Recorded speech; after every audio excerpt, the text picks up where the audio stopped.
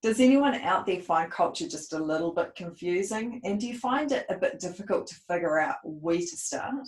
Well, if you do, you're not alone. Culture is a really big topic, but like most things we do, culture change starts with really clear direction, purpose, and actually knowing what it takes to get there.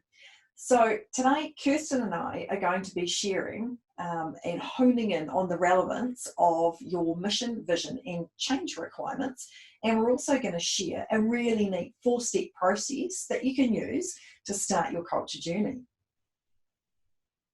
When we're looking at culture and we're looking at the key foundations, one of the key foundations to a really robust, healthy, evolving culture is an aspirational direction. And to achieve an aspirational direction doesn't just happen overnight, it's an evolution.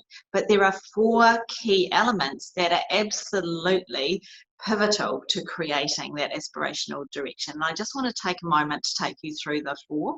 Now, you may have some of these already in place, but what we'd really love you to do is, as I'm going through this, is just sort of clock yours at the same time and think, yeah, actually, where's mine sitting on that?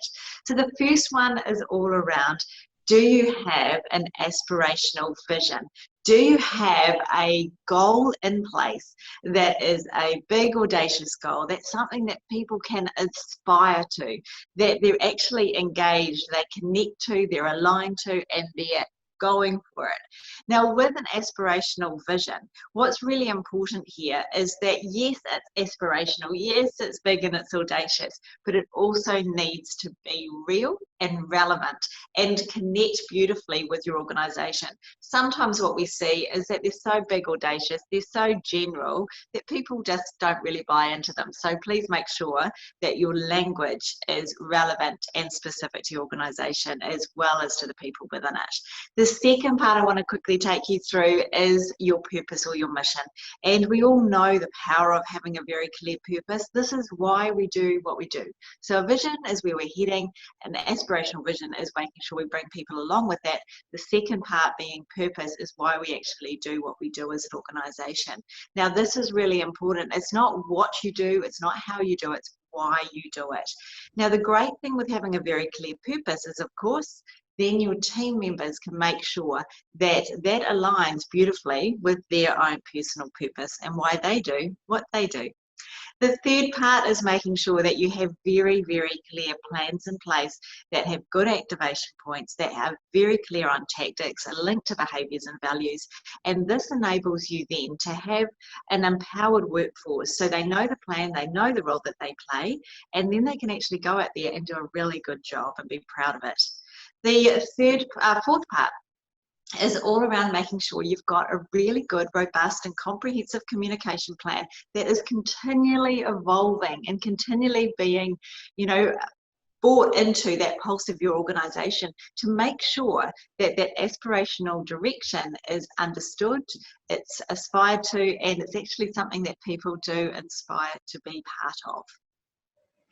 Absolutely. And once you've got those big plans in place and they're really tightly communicated, your culture can form quite nicely and will sit really comfortably as part of all of those plans as well.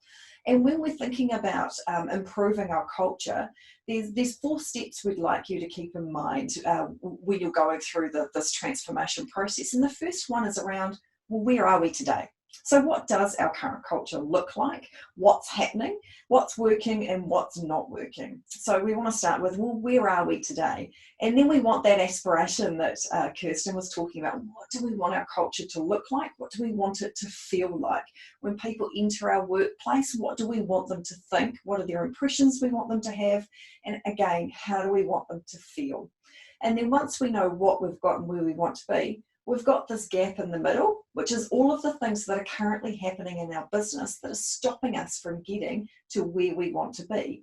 And what that leads us to is we can then put a plan in place. So we can create a whole bunch of projects around shifting our culture from where it is today to where we want it to be based on the things that just aren't working so well for us at the moment, or there are a bunch of things that we're doing really well that we've got to keep doing and keep charging forward with.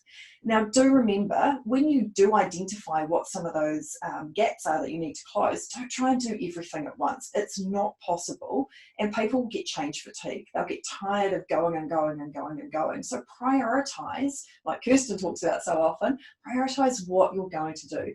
Take some low-hanging fruit and get some quick wins by all means, and those bigger, meatier projects, plan them out. And one thing that's really critical when you're going through this improvement process is to get absolutely everybody in your company, irrespective of the role that they're in, involved. Because that involvement piece is what is going to be formative around changing and shifting your culture. And last but certainly not least, you know, in our businesses, we've got lots of metrics that we use, and we measure what matters. So if culture is something that's really important to your business, try and measure it. And you might do that through some surveys or focus groups or consultants or whatever that's going to look like. But whatever you do, if the culture of your organization's that important to you, make sure you've got some metrics that are visible to you and your people that you can share, so that they can see the progress that everybody's making as you work through all of these milestones. Fantastic. And also keep remembering that culture is an evolution, not a revolution. And the power of that is that you're continually making sure that you've got traction, it's evolving, there's things in place. It's the pulse of your organization. So what we'd love you to do based on this episode is to go through and take a bit of a check of your organizational culture based on the 4 steps that Sarah's just spoken to you about, and also connecting in that aspirational direction. So I think that's a good challenge for the week. We look forward to bringing with you episode 3 next week. So go well, enjoy doing an overlay of what we've just shared with you for your organisation.